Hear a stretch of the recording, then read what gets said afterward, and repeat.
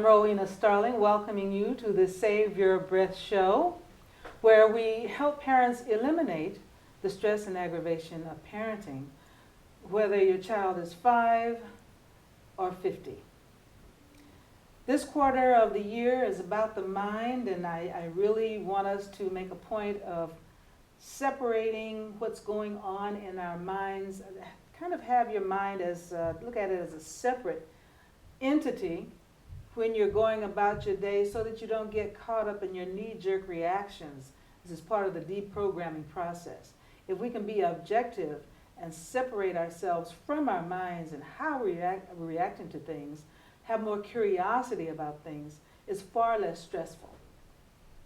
I like to think of the fact that, well, I don't like to think of it, but what it is many times, especially when we're raising children, but I find this is the same thing with adults, is you can do like 10 things right, 100 things right, say be sweet and wonderful most of the time, and have that one negative thing that you say or do, and that will be given equal weight to all that great stuff that you're doing, or did.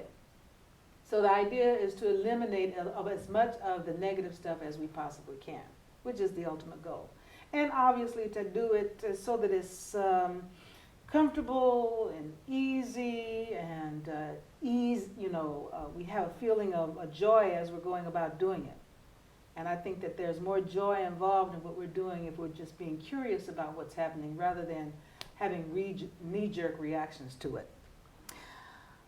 I've created a family system that allows parents to get at things that are nagging them, or fears, anxieties, and phobias that are at the core of reactions that they can't quite get away from, right? So once we eliminate those, that makes the whole process easier. And a lot of negative programming goes away with it. So today, we have as our guest the wonderful Sharon Tom, and she was, I think, my guest on the 6th episode, or the 5th or 6th episode, where she talked about bullying. And today she's coming back to help us with this programming, this mind programming issue. And as a matter of refreshing your memory as to who she is, Sharon Tom is the founder of Ohana Resource Group, has been a practitioner trainer in the alternative dispute resolution industry for over 20 years. Her expertise is in working with communities, families, businesses, and schools, teaching the skills to understand and utilize the unique strengths of individuals, the fine art of effective communications, cultural diversity, and various modalities to deal with disputes. Sharon graduated from California State University, San Jose in business and entered the computer industry, where she spent over 10 years in analyzing and assessing the needs of clients. She has taken those skills to pursue her passion for helping people and problem solving in personal relationships. She has the certifications in the Burkham Method, a personality assessment tool, clinical hypnotherapy, mediator, trainer, facilitator, and a facilitator for the Becoming a Love and Logic Parent program. In 2012, she became certified as a restorative justice practitioner. Mm-hmm. Thank you, Sharon. Thank you for being here for us today. Oh, it was my pleasure. I'm glad to be back here. The information that you gave us about bullying last time kind of sent me over the edge. I mean, I did see a lot of what happened to myself in my childhood, and understood why I have such a strong reaction to certain activities that go on, even in my adulthood. And by the way, that helped me to recognize that even now as an adult, I am bullied. Or people try to. There was a time as an adult I was being bullied. I had no idea what it was. I was just being miserable. And so now I'm much more aware and cognizant of when that is about to happen or it's coming down, so that I can recognize it and not be so at the effect of what's coming at me. We need to be looking at those things, even as adults. Now, Sharon, you have been teaching effective communications for over 15 years to parents. Can you share with us how we impact our child's programming? I would love to. The first thing that we all need to understand is that our children are programmed 85% by the age of 3. Wow. So 85% of our programming as to who we are and our personality is done by the age of 3. Good grief. I tell parents, that, or my clients, that they are rock stars. They are on stage 24/7, even though our kids do not speak or the infants do not speak. They're observing and they're soaking up everything we say, we do, our belief systems, our reactions, how we handle conflict, how we handle relationships. They're soaking it all up. Mm-hmm. And that's 85% by the age of 3. That explains a lot. You know, a lot of times I would look at my son, even when he was a little dude, and I'd say he came out of the womb that way. But really, he was just picking up stuff by age 3, and I was marveling at how wise I thought he was, and he was simply mimicking his father or doing what he understood to be happening from age 0. Exactly. Wow. Exactly. That's why I say that you're on stage 24/7. It's just like when you became a parent. Did you notice that you were starting to take on some of the behaviors of your parents as far as how they parented? Yes, I was very annoyed by that. As a matter of fact, I said, I'm becoming my mother. Yes. That was not, that was like the last person that I wanted to be anything like. She had her finer qualities, but my God, she was such a disciplinarian. So my goal was to not be as hard and harsh on my son as she was on me. And I run across a lot of parents who say that. They say that I don't want to be like my parent in the way they parented. I'm not going to let it happen. And what happens is, unless you have the tools to handle those certain situations, you're going to go into stress and you're automatically going to revert to those old parenting styles. I call it the knee-jerk reaction. A knee-jerk reaction, right. So the idea, I think, is to kind of really be observing yourself as you go about your day and how you're feeling. We're out of touch with our feelings because we're really not paying attention to them. We're not giving them the moment-to-moment attention that they need. And once we start to do that, we find that we can calm ourselves a lot easier if we're paying attention to ourselves. We gotta love ourselves more, right? You need to love yourself more, and you also need to learn how to be in the present. To stay in the present and take control of what you can in the present. That's loving yourself. How do you know somebody loves you? Because they're giving you attention, right? I mean, so do that for yourself. And do it from the deep inside, because that is where the damage is done, where the stress is happening, where the disease is formed because of the stress, and on like that.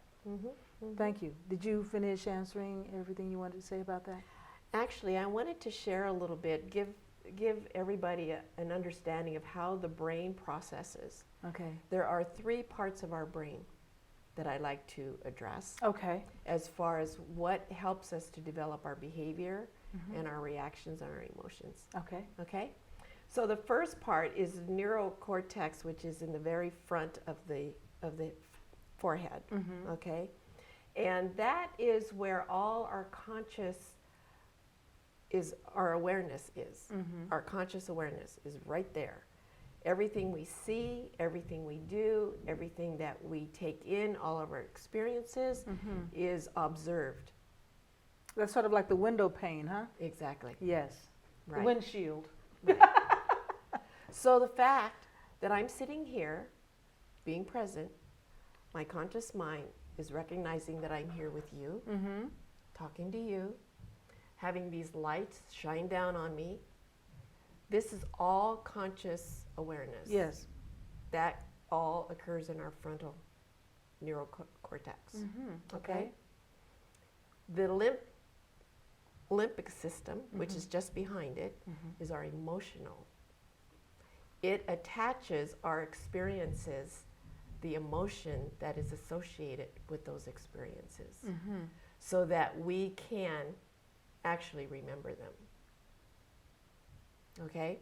So the fact that I'm sitting here with you, enjoying it, having a great time, my limbic system is generating chemicals that's bringing out good feelings. Yes.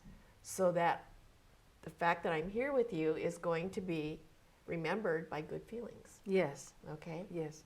The third part that I wanted to explain is the cerebellum. The cerebellum is like our database of every experience. Is that in the middle? It's in the back. So the very limbic back. and the cerebellum are in the back. The limbic is right behind the There are neurocortex. a number of sections there. Yeah. Yeah. So I like to call the cerebellum our database. It is actually our subconscious. Okay. And it stores the experience and the emotion in our database, in the cerebellum. Okay. Okay. Now, it does not understand whether that experience happened 10 years ago or 10 minutes ago. It's just in our database. Okay. It doesn't do time. It doesn't do time. You hear that, people? Time. We come up with this time thing, and we let it drive us. It's not necessary. We created time. That's a whole nother conversation. I'm sorry. Go ahead. So this is what happens in our programming, and this is what happens. The way we speak to our children and how they respond is going to be stored in our programming. So, say for instance, when you were growing up, I'm sitting here with you. I reach over and I touch your hand.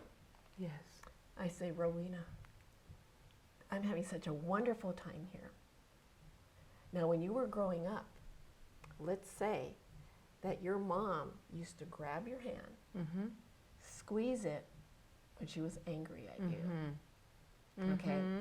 So what happened at that point is when first time your mother grabbed your hand, your emotion brain sent a fear experience to it, right? Right. That is now stored in your database.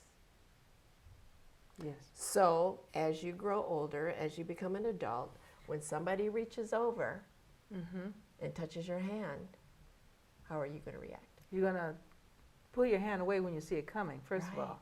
Right. Yeah. Or you will have an immediate something happen physically because your hand has been touched. Exactly. Yeah. I relate to that in that there's a flinching that happens because when I was a kid, suddenly I'd be hit from behind, and so you kind of have this thing that you do. So to this day, when people walk up behind me and start talking to me, if I don't hear them coming, I jump immediately. And that's part of what it is that you're talking about. That's the reaction. Yes. Your subconscious takes over. Yes, it does. Okay. So on the other side, let's say your mom grabbed your hand and it was very loving. And it sent a chemical reaction of love, joy, happiness. Yes. So when you got older, when your hand is touched, that is what's going to come up for you. And you're loving people to hold hands. You're loving it, holding hands. Yes, I understand. Yeah. So that's why it's really important, and this is something that I teach in my mediation classes, is that a gesture or a phrase that is said for one person can have a totally different meaning for someone else. So it's really important to be very clear as to what that emotion and what that experience meant to them and how it affected somebody else. Yes, because we spend a lot of time, at least I had this idea that everyone was just like me. And for some reason felt that they understood things just the way I do. And so, of course, we have common experiences. But there are some intricate things going on there that if you're scratching your head about why somebody reacted the way they did or why they don't react the way you're expecting, it's because they have their own things going on. Relax, it's okay. And that's why it's important as parents that when a child comes home and expresses a concern or is complaining, it's important for us to stop and listen to their perspective. Okay. So let me show you on my little chart here Okay. exactly what happens in that instance. Oh, NLP, one of my favorites. NLP, okay. So right here, what we're looking at is an external experience. Okay. In this instance, it was the touching of your hand, Okay. okay? Yes. This is our filter. For you, the filter was your mother scolded you whenever she grabbed your hand. My filter, my mom loved me, okay? What happens is our senses, whether it's visual, auditory, kinesthetic, all of these senses are expressed when this experience happens. Automatically. Automatically. So you start creating an emotion, okay? And that emotion creates a thought. When I touched your hand, you felt something. What did you feel? What experience did you feel? Well, you just have this, just a sudden negative, Yes. you know. So what was the thought that came up when that happened? Well, the thought is, I don't know if any thought came up. Actually, sort of move my hand or the action. There was actually an action that went to that, just to move the hand. I don't even think about it. You don't think about it. You You're just don't. having the, many times you don't think about You it. go from it's an here- automatic You go from the sense to an action, to the behavior. to the behavior. Right. Yes. What is going on is that the experience in your database created a thought. So there's a thought in there? Yep. There's a thought in there. It generated a feeling, and Well, that the feeling, of course, yeah. The feeling created the behavior. Yeah. Okay. All this happens in a nanosecond. Nanosecond. Well, no Nanosecond. wonder I didn't notice it. Okay, and so this is important because a lot of times with our offspring, whether they're adults or kids or other people in our relationships, we wonder why they're reacting the way they are. They've got a program going, right? This thing is built in, and you don't have to wonder why. Just know that this is a program that from way before, Right. somewhere through that first 3 years, maybe First even. 3 years. Yeah. First 3 years. Part of that 85% of learning before then. And that's why it's so important as parents that we are aware of what we're saying and how we're treating our children during that age range.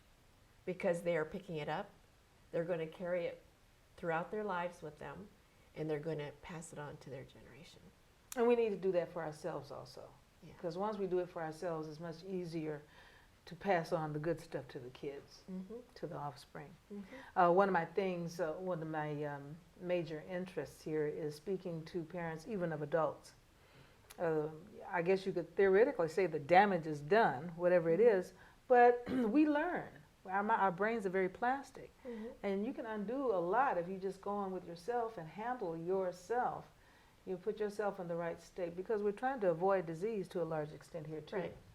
The chemicals that is generated by your limbic system tells your body what's going on. That creates the disease. Yes. Dis-ease. Dis-ease. Yeah. You know, your cancers and your arthritic situations, all kinds of things that we just say, well, that's part of old age. Well, it doesn't have to be. It's part of old age now because we did not know back then that we didn't have to have, you know, that the stress was the thing that was killing us. Now we know. Let's handle it. That's my point, really, in this whole save your breath endeavor. So also know as parents that it's important that when we constantly say the same thing over and over again to our children, like no, like stop that, don't do that, you aren't able to, you're not good enough. The more you say that to your child, the more it gets ingrained into their conscious memory, and then it becomes a belief. and they manifest that as an adult. Yeah. Right. Mhm. So, Mhm. well, I guess we could go into the undoing of that at some other show, but Mhm. this is important for especially understanding what's going on. Mhm. Yes. Mm-hmm. Parents do not realize how much influence they have in the programming of their child from very little. And then too, it's not just the parents. There are teachers and there are Relatives, siblings yeah. and their pals that they pal around with. All that, the whole environment influences Mhm. to a large Exactly. extent. Exactly. Yes. Can you give us examples of more positive statements that we can say to our kids to build their self-esteem and self-confidence? Mm-hmm, mm-hmm. Just remember, self-esteem is about the respect of yourself and your abilities. Mm-hmm. Okay? It's about the feelings that you generate for yourself about you and about your abilities. Mm-hmm. So the way parents can build self-esteem for their children is encourage them. You did great. You're awesome. I really am proud of you. Mm-hmm. Those are all positive statements that will register in their brain to say, yeah, I'm good. I can do this.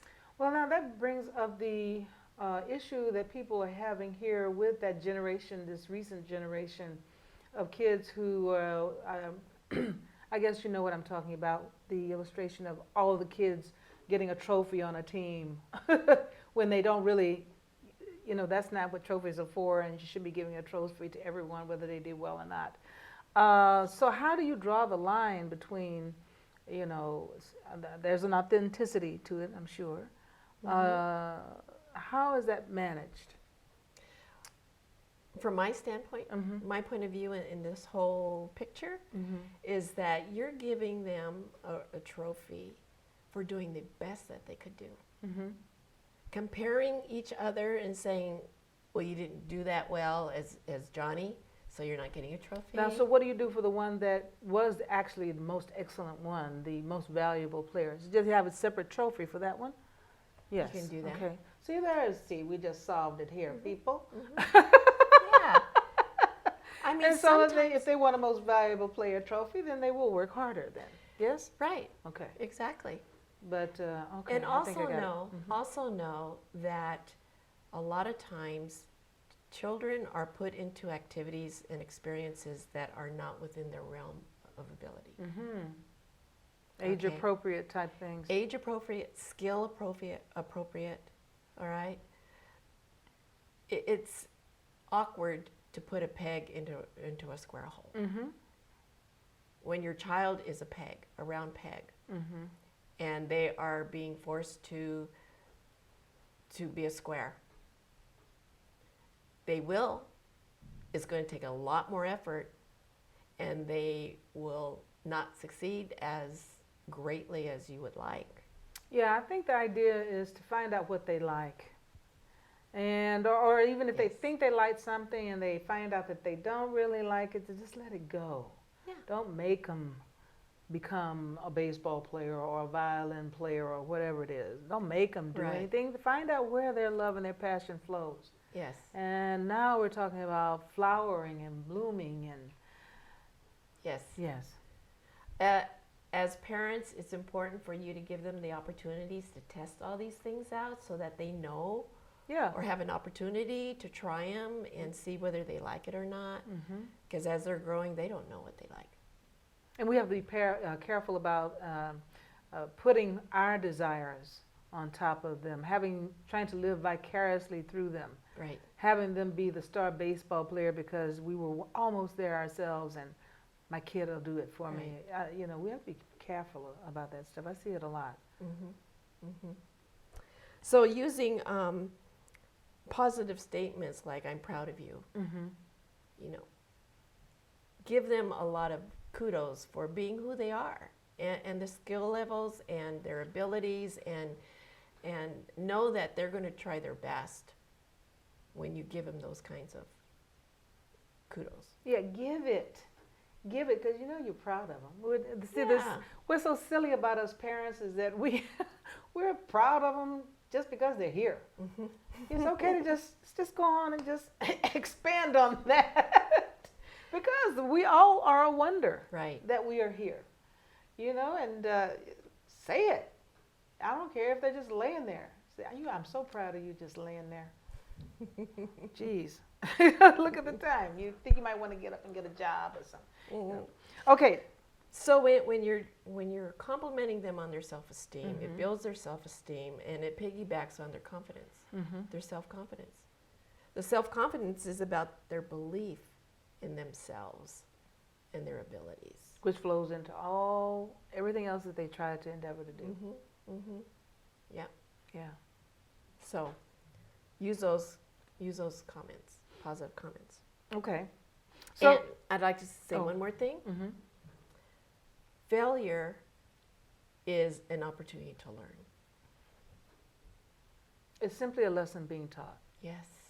There is no failure. There is no failure. We're all just sort of rolling through what we call time. There's that word again. Experiencing. Learning. Yep. You learn that did not work. Let me do it another way. Let's try another way. How else are you going to figure out the proper way to do something if you're not trying it, if you're not testing that fence? The fence is not given there. Let's go over here to a weaker part. You know, isn't that how the raptors did it in Jurassic Park? Okay. So it's just like a baby. Yeah. When they first start walking, they fall. Are you going to punish them? Or are they going to get up and try a different way of walking? And same thing with us as adults. Yes. When we're going about what we're doing, one of the ways we can undo that programming that we had before about failure and whatnot is just realizing I think there's something that goes on in the brain about being an adult that allows you to go back and fix things. Maybe you know about that when they say don't use it, you lose it.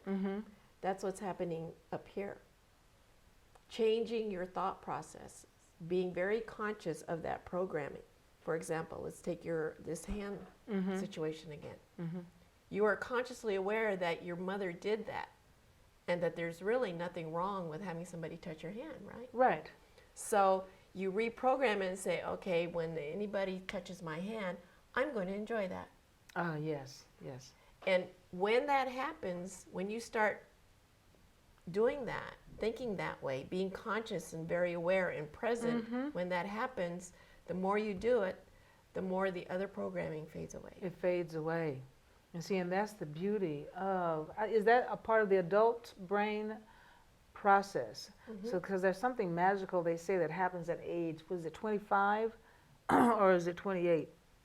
Where you become an adult, your brain is fully formed. 28. Is it 28? Yeah. Okay. Anyway, so the beauty of being an adult is that you can go in and make these corrections consciously, right? That's wonderful. And as an adult, it's being totally aware and accepting that it's not your fault. That it's your opportunity, once you become aware of it, to make that change. Right. To reprogram it. And let those old programs fade away by replacing it with new thoughts. See, there's hope for us all. Okay, well, did you say everything that you wanted to say about that? Yes. Okay. There are times when say if you have children, their kids get out of hand and they really throw a tantrum. Do you have any tips that you can share with us on how to de-escalate that behavior? What are they? First of all, what? There is this element that by the time they're in their tantrum, it's too far gone. It's too far. You need to nip it in the bud. So that means you have to be paying attention. And what I have found is that the reason why they get into a tantrum is because we don't stop and listen. And we're not paying attention. Right. So now how do you nip it? Well, first of all, you Pay attention. Yeah. And you listen to what it is they're needing. And I know, parents are busy. They've got a lot on their plate. They have to take the time Well, now, okay, here's a perfect example. Would you, would you, I'll tell you what happened, and then you can tell me at what point I could have not had the tantrum. Okay. When my son was a little boy, I made the mistake of taking him into a toy store. Now, I didn't know. I thought, oh, I'll take him to a toy store. This is going to be so much fun. Well, it was fun for a minute. And then when I was done with my shopping, I was ready to go. Well, let me tell you, he was not ready to go. And he just fell out. The noise and the screaming and I was taken aback. I had I said no, and this is it, and we're leaving, and it was horrible. I want to say he was 3 or 4 years old. Okay. Now, at what point there it's not that you're not paying attention. I mean, everything is fine until it's time to go. You be proactive. And so what would you do? So before you went into the store. Before you go into the store. Yes. You let him know that you're going into the store and that how you expect him to behave. Mm-hmm. That it's not appropriate for him to be screaming, yelling, running up and down. But he's never been in a toy store before. Okay. Just be prepared. Be proactive. So we have to be thinking in advance of what we're doing, that how it may affect what their reaction may be. And let him know. Say, we're going into a toy store. You're going to get really excited. And this is how I need for you to behave. Mm-hmm. And when it's time to go, we need to go? Mm-hmm. Oh, that's going to be hard for him. And you have to tell him that it's going to be hard for you to go, but what? Don't make a scene? Or no, don't even go there. I mean, really, you don't want to suggest it. No, don't even put it in his head. Yeah, right. Well, it didn't have to be put in his head, frankly. But the thing is, you need to set your own boundaries. What are you willing to put up with? Well, of course, we ended up just leaving, but right. I'm just saying. Right, and you need to let him know. Give him the choice. 3 years old? He was maybe 4, 3. He had to be somewhere in there. You know, he's conscious now. Right. It's not like he's a baby. You take him into a store. They don't know. Right. It's like, right? They don't know what's what. That's why I'm amused when people throw 1-year-old birthday parties. It's like the kid is 1 year old. They have no clue what you're doing. Admit you're doing it for yourself, and stop pretending like this child is knowing what's going on at 1 year old. But I would think he had to be just there at the edge of understanding about toys. Okay, so in child development, emotionally, there's basically 3 stages. Okay, how you parent each of those stages will determine how you speak to them. Yeah. Okay, so from infancy is when you are totally in control. You bathe them, you feed them, you clothe them, you decide everything for them as an infant. Right. As they become toddlers to 5 years old, that's when you start giving them choices. Okay, because they're starting to realize that, oh, I'm an individual. Mm-hmm. I have needs, I have wants. Mm-hmm. And when you tell them no, they're going to resist. And so giving them choices that are okay with you will give them an opportunity to have more control over them. So say, for instance, you want them to drink milk. And they say, no, I want to drink juice. And you know that milk is better for them at this point in time. Right. So you give them a choice that is okay with you. Saying, well, you can either have milk or you can have juice is not okay with you, right? Right. You want them to drink milk. Yeah, what are your choices then? Say, well, do you want the milk in a blue cup or in a red cup? So you just kind of take them off of the subject completely. And yet you give them a choice. Distract them over here with the thing. And yet give. So the choice is the thing. Yes. Is having some level of control is the issue. Right. Right. Exactly. So in this example with my son in the toy store, though, Because they had never been in a toy store, there's nothing you can really do except try to anticipate and give them a choice of behaviors. Or no, not choice of behaviors, but I would set your boundaries before you go in and say, we're going to the store now, and this is how I expect you to behave. it's going to be wonderful, but we're going to have to leave, or something like that. No, don't even say that. Don't even say that. Let him know the behavior in which you want him to exhibit. Mm-hmm.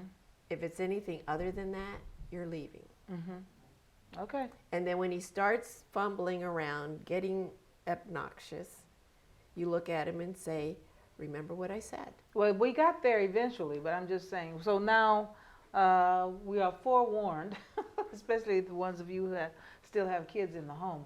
Mm-hmm. Wow. Yeah, that's a big one. Yes.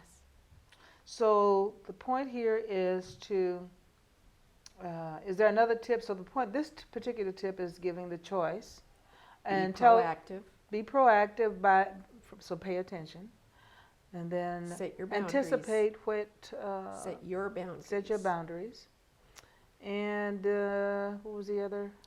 And give them a choice. Give them a choice. Yeah. And then, of course, follow through with what you say you're going to do. Follow through. Yeah, that's the big one. I see way too many parents threatening. Right. Don't threaten, promise. Yeah. Stop threatening people. This is what's going to happen if you do that. And then when it happens, do that. Mm-hmm. Make sure you're not doing something inappropriate, but you know what I'm saying. And that's why I said it's important for parents to have the tools available so when those experiences come up, you don't revert back to the screaming and the yelling that your parents did. Screaming, yelling, and whooping. Yeah. Boy. You've got the tools now. Okay. And you can do it with fun. Yes, the idea is to have fun. So we're not having enough fun. We're taking it too serious. You remember when you were a kid, it wasn't that serious, and it still is not that serious. You know, all you have to do is make sure you stand your ground and be firm with what it is that you're going to do once you see that they're not complying. Mm-hmm. Right? Mm-hmm. Okay. Yeah. Was there anything else that you wanted to tell us about that? As far as communicating with your children, when, as an example, let's say a toddler, a 2 or 3 year old, when they start walking, they're starting to run around the house, they're starting to touch everything, and you're so afraid that they're going to be breaking something and pushing something off. Right. Well, you're not supposed to have that stuff around. I'm sorry. Go ahead. Saying, no, stop that, don't run, is not going to work. And you're setting yourself up to be saying a whole bunch of no, which you don't want to be doing. Just remove the obstacle. Right, right. Have fun. Look at him and go, uh-oh. Pick him up, distract him to someplace else. That's all you have to do. Uh-oh. Yeah. And that's what they'll learn. They'll learn, uh-oh. Yeah. Yeah. They will They're mimic so you. funny. Yes, fun. The mimicking can be fun as long as you were fun when you were doing whatever it was you were doing. Exactly. It has to be fun. And you can make it fun. We're all about fun here. How you respond, and let it go. Don't take it seriously. So now how, what is your secret to calming someone down? Yes, my secret. Will this work for kids and adults? Yes, it will. It's called empathy. Oh, that. Empathy. Really? That calms people down? People have a misperception of what empathy is all about. I've been doing mediation for 20 years, and I'm constantly having parties in front of me that are contentious. Tempers rise. I've done them in police departments. Very contentious mediations. And the reason why people are angry is because they're not heard. They're not heard. So what happens when you're not heard? Your voice goes higher. And they get more frustrated, it goes higher. Right? Because you want to be heard. Yes. Well, you want somebody to listen to you. This is sounding familiar. Yeah. Pay attention. Yeah. Yes. And that's what causes people to get angry. So how do you calm them down? Empathy. Empathy. And so how do you empathize? How do you Okay. do that? What does that mean? Empathy. How do you empathize? What are you saying or doing? When people say they know what empathy is, they say, well, put yourself in other people's shoes. Okay. It's true. Mm-hmm. And what happens is when you do that, what you're doing is actually identifying the behavior or what you're hearing him say. Yes. So, Rowena, when I saw you respond with your hand that way, I really got the sense that it was not a comfortable feeling for you. Mm-hmm. That's empathy. Mm-hmm. Now, I didn't agree with you Mm-hmm. that was right. Right. All I did was reflect to you what I observed. Mm-hmm. And that's where a lot of people get confused about empathy. It's not about agreeing with you. All I'm doing is reflecting back to you. And letting the person know that you hear them. Yes, And you can feel, maybe even Exactly. feel what they're feeling, Exactly. before you jump in there with your correction. I remember I was in my advanced mediation training and we were doing a role play and I was one of the irate parties and our instructor came up and he was demonstrating empathy and how to bring my anger down. And after it was all over, I said to him, I says, you know what? I said, you agreed with me. You actually took my side. He said, no, I didn't. Everybody else in the group said the same thing. No, he didn't.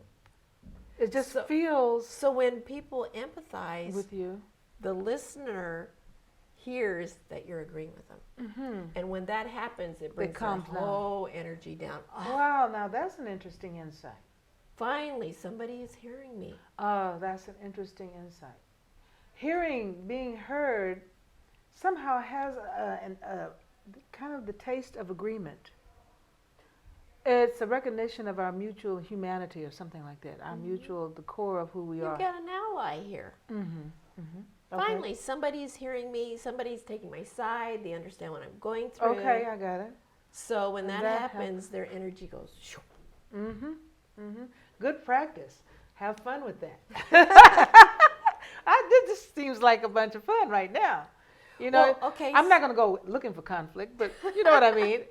It helps to have something that you can work with. Right. And practice and have fun practicing. Right. So some of the phrases that you might use is, I really hear that this whole situation really affected you. Mm-hmm. Or, wow, that really must have felt bad when they slapped you in the head like that. Mm-hmm. Mm-hmm. Okay, Mm-hmm. phrases like that. What I'm hearing you say is, boom. Or even you can empathize directly. Like, there's no way I could put up with that happening either. Or put yourself there with them so that they're able to feel that you were actually listening. Mm-hmm. Love that, Sharon. Mm-hmm. Thank you. You're welcome. Now, do you have any last words of wisdom that you care to share with us here today? I would like to say that be careful of your words because words are like arrows. Once you release them, you can't take them back. Yeah. Wow. It's like unringing a bell. Right. Unring that bell. Can't do it. And remember that what is constantly said to your child over and over again becomes a part of who they are and they believe it. So be careful on what you say. They make it so. Mm-hmm. So I have one last comment about the B words. Those words that you were describing to me, I thought I could agree with one of them, but four of them. So it's 5 letters, right? Yeah. Okay. Well, there's one that I just my mind can't even go there. Go ahead. There's a challenge that I would like to give to the parents, and that is eliminating certain words from your vocabulary. And it's going to be really challenging because these are very common words that we use all the time. And when you hear them, you're going to notice how they affect the message that you're putting across. The words are but, if, take these down now, but, if, try, can't, and hope. These are all words that do not give a real definitive, positive expression of what it is you're saying or the message you're wanting to get across. By eliminating them, you're consciously being forced to be aware that you're using them and to reword your statement. And when you do that, you come across more powerful, more clear, and more definitive on your message. And this is one way that you can teach your child to communicate more effectively and to build their self-esteem and self-confidence. Wow. Those words, see, I was all with everything until she got to if. I don't know how I will get rid of if. Anyway, thank you. The challenge is for a week, observe how often you say those words and see how you can restructure your sentence to not use them. And you're going to notice a difference on how you communicate. What an exercise, huh? Well, I want to thank you. Thank you so much for being here and pointing these things out for us. My pleasure. It will go a long way to reprogramming what we have going on. We want to go forward with in our parenthood with health and wealth and joy and joie de vivre, and getting rid of those words, my goodness, will be a good step, a gigantic step forward, in addition to the other wonderful tips that you gave us here, Sharon. I appreciate you being here with us. My pleasure. I thank you for watching and listening here today, and I look forward to seeing you here again next time on the Save Your Breath Show.